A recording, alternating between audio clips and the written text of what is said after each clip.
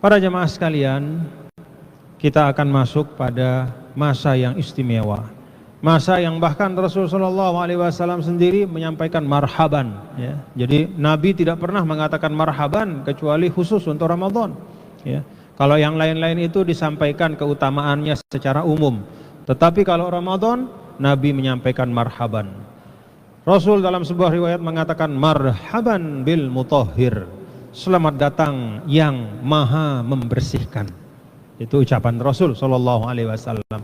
Jadi tidak apa juga kalau kita mengucapkan ini ya, marhaban bil mutahhir, ya, selamat datang duhai bulan yang membersihkan, yang mensucikan. Rasul SAW menyambut secara khusus Ramadan karena memang Ramadan itu istimewa.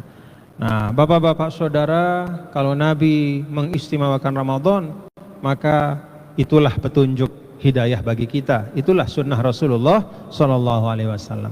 Karena itu kita siapkan diri kita sebaik-baiknya. Pertama, kata para ulama, al-isti'dad az-zahir wal batin. Siapkan. Jadi setel hati kita ini bahwa ya Allah, saya mau masuk Ramadan, bantu saya ya Allah. Ya Allah, saya hendak mendapatkan karunia Ramadan, maka mudahkan Ramadan itu untuk saya ya Allah. Jadi kita siapkan ya, apalagi Ramadan, bapak-bapak saudara ya, kita mau ketemu sama seorang misalnya yang penting di dunia ini ya, misalnya kita sebagai seorang karyawan mau ketemu bos, wah kita siapkan diri kita ya. Bahkan kalau kita mau ketemu sama orang tua kita pun ya, kita siapkan. Apalagi ini kita akan masuk ke dalam bulan suci Ramadan, kita siapkan ya. Kemudian pastikan semua beban-beban kita dalam arti hutang-hutang ya, khususnya puasa pada Ramadan yang lalu ya.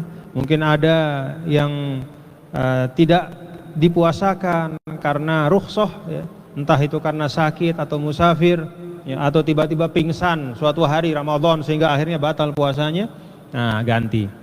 Pastikan bisa diganti ya. Walaupun kalau hari ini sudah terlambat ya. Tetapi itu suatu yang penting. Kemudian juga adalah al-ibti'ad anil mudirrat. Ulama menyampaikan jauhkan diri dari hal-hal yang memudaratkan diri kita. Apa itu yang memudaratkan?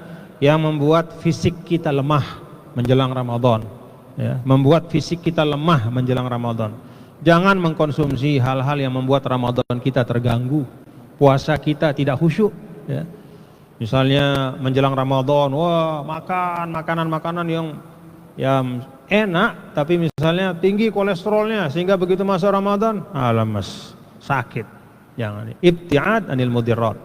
Jauhkan diri dari segala macam ya, mengkonsumsi apapun yang memudaratkan, termasuk juga ya kebiasaan-kebiasaan kita. Jadi kebiasaan tidur dan bangun kita ya. Jangan membiasakan diri untuk melakukan kebiasaan-kebiasaan yang tidak baik, yang menyulitkan kita, menyulitkan untuk bangun sahur ya, menyulitkan untuk bisa sholat subuh berjamaah. Jangan. Jadi jauhkan diri. Itu kata ulama penting, al-ibti'ad anil mudirrat. Kemudian yang ketiga, al-isti'dad yang keempat, jadi al-iktsaru minal istighfari wa taubah. Perbanyak Allahumma innaka afun tuhibbul afwa fa'fu anni.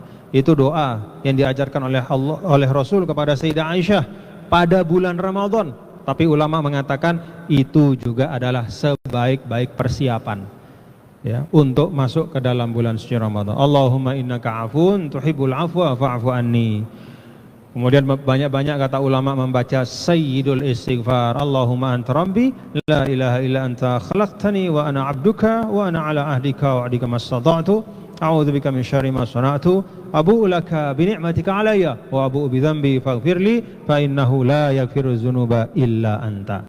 Lalu yang terakhir adalah ta'allum wa tafaqquh. Nah, ini yang kita lakukan sekarang. Persiapan menghadapi Ramadan yaitu dengan mengetahui apa yang harus kita lakukan pada bulan Ramadan. Jadi marah dengan geger-geger, cemoh-cemoh, lagu tidak tahu apa tegawe. Cilaka itu. Ya, semangat, tapi tidak ada ilmunya. Wah, Ramadan kita muliakan. Tapi begitu masuk Ramadan, tidur dia sepanjang hari. Tidur dia sepanjang hari. Pagi habis subuh dia tidur, begitu azan zuhur dia bangun, wudhu cepat-cepat, sholat 4 rakaat, tidur lagi. Asar bangun, sholat asar 4 rakaat, tidur lagi. Ditanya kenapa? Naumus shaim ibadah, tidurnya orang puasa ibadah. Hanya satu dia tahu dalam puasa itu, cuma satu, ya, cuma satu yang dia hafal betul, tidurnya orang puasa ibadah. Dia lupa bahwa tidurnya orang puasa itu ibadah, kata para ulama, adalah pada hal-hal tertentu, yaitu kalau tidur itu adalah di antara 2 ketaatan. Jadi kita berbuat baik nih, taat, beramal, lalu kemudian kita capek, kita tidur untuk mempersiapkan diri ketaatan berikutnya. Nah, itu tidurnya ibadah gitu. Ya, jadi tidur di antara 2 ketaatan itu ibadah. Yang kedua, tidur dengan niat untuk menghimpun tenaga agar bisa berbuat baik, itu juga ibadah. Yang ketiga, tidur pada saat, ya, di mana dengan tidur itu dia bisa menghindarkan diri dari maksiat. Ya. Contoh, teman-teman banyak yang ngerumpi macam-macam gitu kan, akhirnya ya sudahlah, menghindar dengan tidur kalau tidak ada cara yang lain. Tapi kan banyak cara yang lain. Karena itu naumus shaim ibadah itu jangan dipegang secara mutlak, ya. Itu tempatnya adalah saat-saat tertentu, ya. Nah, kalau kurang ilmu akhirnya seperti itu.